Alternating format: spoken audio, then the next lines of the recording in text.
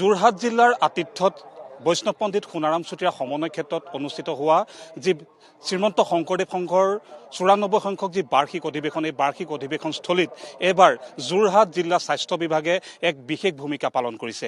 এই মুহূৰ্তত মই স্বাস্থ্য কেন্দ্ৰৰ সন্মুখত উপস্থিত আছোঁ। যোৰহাট জিলা যি স্বাস্থ্য বিভাগৰ উদ্যোগত এই যি অধিৱেশনস্থলীত লাখ লাখ ভক্তৰ বাবে চিকিৎসা সেৱা কৰিবৰ বাবে বিভিন্ন যি ব্যৱস্থা, এই ব্যৱস্থা কৰি গঢ়ি তুলিছিল প্ৰত্যেকগৰাকী চিকিৎসক, নাৰ্ছ আৰু স্বাস্থ্যকৰ্মীসকলে। ইয়াত ২৪ ঘণ্টাই ইয়াত আজি ৪ দিনৰ এই যি কাৰ্যসূচীত, এই ৪ দিনৰ কাৰ্যসূচীত সম্পূৰ্ণৰূপে যি স্বাস্থ্য সেৱা, এই স্বাস্থ্য সেৱা আগবঢ়াই আহিছিল। আৰু এই ক্ষেত্ৰত ক'ব লাগিব যে যোৰহাট জিলা যি চিকিৎসা বিভাগ, এই চিকিৎসা বিভাগে এক খুব গুৰুত্বপূৰ্ণ ভূমিকা পালন কৰি আহিছিল। লাখ লাখ ভক্তবৃন্দৰ ইয়াত উপস্থিত হৈছিল। যথেষ্ট সংখ্যক যি ভক্ত অসুস্থ হৈ পৰিছিল আৰু সেইসকলক তৎকালীনভাৱে চিকিৎসা প্ৰদান কৰিবৰ বাবে যোৰহাট জিলা স্বাস্থ্য বিভাগে ইতিমধ্যে ব্যৱস্থা গ্ৰহণ কৰিছিল। মই প্ৰথমতে যি স্বাস্থ্য বিভাগৰ যিসমূহ বিষয়ববীয়া চিকিৎসক, নাৰ্ছ, এই মুহূৰ্ততো কিন্তু সম্পূৰ্ণৰূপে তেওঁলোকে যি স্বাস্থ্য সেৱা আগবঢ়াই থকাত ইতিমধ্যে সম্পূৰ্ণ ব্যস্ত হৈ পৰিছে। আৰু যিহেতু আজি অন্তিমটো দিন, এই অন্তিমটো দিনতো কিন্তু যথেষ্ট সংখ্যক ভক্তৰ যথেষ্ট অসুস্থ হৈ পৰিছে আৰু সেইসকলক তৎকালীনভাৱে যিসমূহ সেৱা, সেই সেৱাসমূহ স্বাস্থ্য বিভাগৰ পৰা কেনেধৰণে ব্যৱহাৰ কৰিব বাবে তেওঁলোকক চিকিৎসা প্ৰদান কৰিবৰ বাবে তাৰ ব্যৱস্থা গ্ৰহণ কৰিছে। ইয়াত জিলা যি স্বাস্থ্য বিষয়াগৰাকীও উপস্থিত আছে। সকলো দিশ তেখেতসকলে পৰ্যবেক্ষণ কৰিছে আৰু নাৰ্ছসকলে যথেষ্ট কষ্ট কৰিছে। আজি ২৪ ঘণ্টাই ইয়াতে থাকি এই যি স্বাস্থ্য কেন্দ্ৰত তেওঁলোকে চিকিৎসা প্ৰদান কৰি আহিছে। আৰু এই মুহূৰ্তত আমি স্বাস্থ্য বিভাগৰ সকলো বিষয়ববীয়া ইয়াত উপস্থিত আছে, চিকিৎসক ইয়াত উপস্থিত আছে।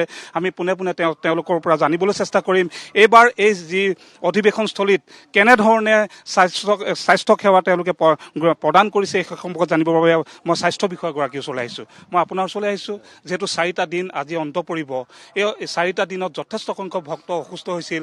কিমান ভক্ত এই মুহূৰ্তত আপোনালোকে চিকিৎসা প্ৰদান কৰিলে? প্ৰায় দৈনিক ৪-৫ হাজাৰ কমেও আমাৰ ইয়াত ৰাইজৰ চিকিৎসা সেৱা কৰা হৈছে। 3টা শ্বিফ্টত কৰা হৈছে।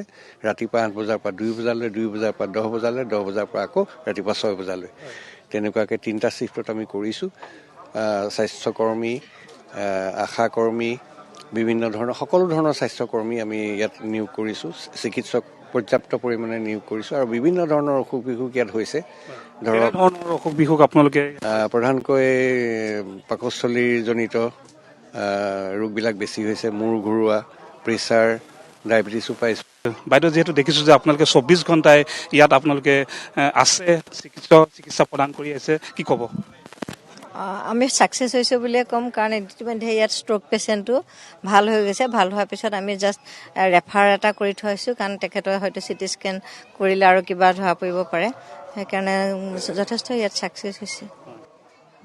নিশ্চয়কৈ আমি পুনৰ গণেশক দেখুৱাবৰ বাবে অনুৰোধ জনাইছোঁ। এখন চিকিৎসালয়ত যিখিনি ব্যৱস্থা থাকিব লাগে সেই ব্যৱস্থাসমূহ ইয়াত গঢ়ি তুলিছে। মই কেমেৰা গণেশক এবাৰ এই পৰিৱেশটো দেখুৱাবৰ বাবে অনুৰোধ জনাইছোঁ। এখন চিকিৎসা কক্ষত কেনেধৰণে স্বাস্থ্যৰ সেৱা আগবঢ়াবৰ বাবে যিখিনি সুবিধা প্ৰদান কৰিব লাগে, যিখিনি ব্যৱস্থা গ্ৰহণ কৰিব লাগে সম্পূৰ্ণৰূপে কৰিছে। আৰু এয়া হৈছে পুৰুষৰ কক্ষ আৰু বিভিন্ন ধৰণে মহিলা কক্ষ ইয়াত ব্যৱস্থা গ্ৰহণ কৰিছে। মই স্বাস্থ্য কৰ্মীসকল আছে, দাদা মই আপোনাৰ ওচৰলৈ আহিছোঁ। এই মুহূৰ্ততো আপোনালোকে সেৱা প্ৰদান কৰি আছে, কি ক'ব? আমি যিমান পাৰিছোঁ আমাৰ ৰাইজক সেৱা প্ৰদান কৰিবলৈ আমাৰ মেডিকেল টীম সকলো সময়তে সাজু হৈ আছে আৰু কৰি আছোঁ। বৰ্তমান আমি ডেইলি প্ৰায় ৫-৬ হাজাৰ মানতকৈ অধিক আমি পেচেণ্টক আমি চোৱা চিতা কৰি আছোঁ আৰু সকলোখিনি মেডিচিন, দৰৱ পাতি আমাৰ ইয়াত উপলব্ধ। আৰু যিমান পাৰোঁ আমি চেষ্টা কৰিছোঁ তেওঁলোকৰ যাতে একো নহ'বৰ কাৰণে। সকলো দৰৱ আপোনালোকে আছে, যথেষ্টখিনি দৰৱ আছে আমাৰ। তেওঁলোকৰ যিখিনি বেমাৰ হৈছে সেইখিনি আমি সময়মতে দিব পাৰিছোঁ। নিশ্চয়কৈ এই মুহূৰ্তত আমি দেখুৱাইছোঁ, কেমেৰাৰ সহযোগী গণেশৰ জৰিয়তে দেখুৱাইছোঁ, সকলো চিকিৎসক, স্বাস্থ্যকৰ্মী সকলো এই মুহূৰ্তত সাজু হৈ আছে আৰু তেখেতসকলে যি স্বাস্থ্য সেৱা আগবঢ়াব লাগে, স্বাস্থ্য সেৱাৰ ব্যৱহাৰ দিয়াৰ ক্ষেত্ৰত কোনো প্ৰকাৰে তেওঁলোকে অৱহেলা কৰা নাই। এখন চিকিৎসালয়ত যিখিনি ব্যৱস্থা থাকিব লাগে সকলোখিনি ব্যৱস্থা গ্ৰহণ কৰিছে। মই এই মুহূৰ্তত ইয়াত চিকিৎসা প্ৰদান কৰিবলৈ অহা এগৰাকী ৰোগীক লগ পাইছোঁ। এই মুহূৰ্তত দাদা মই আপোনাৰ ওচৰলৈ আহিছোঁ, অকণমান আহিলে সুবিধা হ'ব। যিহেতু এই অধিৱেশনস্থলীত স্বাস্থ্য বিভাগে খুব গুৰুত্বপূৰ্ণ ভূমিকা পালন কৰিছে, ২৪ ঘণ্টাই চিকিৎসা প্ৰদান কৰিছে। আপুনিও এই মুহূৰ্তত আহিছে, কি ক'ব, কেনেধৰণে সেৱা লাভ কৰিবলৈ সক্ষম হৈছে? হয়, মোৰ এই ছোৱালীজনীৰ স্বাস্থ্যটো হঠাৎ খুব বেয়া হৈ গ'ল মানে। তাৰপৰা তাইক ততাতৈয়াকৈ মই লৈ আহিলোঁ। মই আছিলোঁ একচুৱেলি সেই মূল মণ্ডপৰ ফালৰ। তাৰপৰা তাইৰ স্বাস্থ্যটো খুব বেয়া হৈ গ'ল। তাই বহি বহি দিয়ে মানে তাইৰ গাটো খুব বেয়া লাগিছে বুলি কৈছে। মই ততাতৈয়াকৈ ইয়ালৈ লৈ আহিলোঁ বাৰু। ইয়াত ডাক্তৰ আৰু নাৰ্ছৰ ৰেছপন্স খুব ভাল। তেখেতসকলে ভকতীয়া মাৰ্গেৰে কথা বতৰা পাতিছে। ছোৱালীজনীক খুব ধুনীয়াকৈ চাই বৈ দৰৱ দিছে, ইয়াত দৰৱ দিলে। দৰৱ খুৱাই পেলাই এতিয়া আমি এইখিনিতে অকণমান তাইক আৰাম কৰিব দিছোঁ মানে। সকলো সুবিধা পাইছে? পাইছোঁ, সকলো সুবিধা পাইছোঁ। আমি দেখিয়ে আছোঁ বাৰু, আজি এইকেইদিন আমি 4 দিন আহিয়ে আছোঁ অধিৱেশনলৈ। 4 দিনে দেখিছোঁ এম্বুলেঞ্চ এনি টাইম দৌৰিয়ে থাকে। ৰোগী এজনৰ কিবা হৈছে বুলি খবৰ পোৱাৰ লগে লগেই এম্বুলেঞ্চ আহি তৎক্ষণাত হাজিৰ হৈ যায়হি। ইয়াত যদি পাৰিছে ইয়াতে কৰিছে, নোৱাৰাখিনি আকৌ হস্পিটেললৈ পঠিয়াই দিছে। চব সুবিধা আমি দেখি আছোঁ, ভাল ভাল।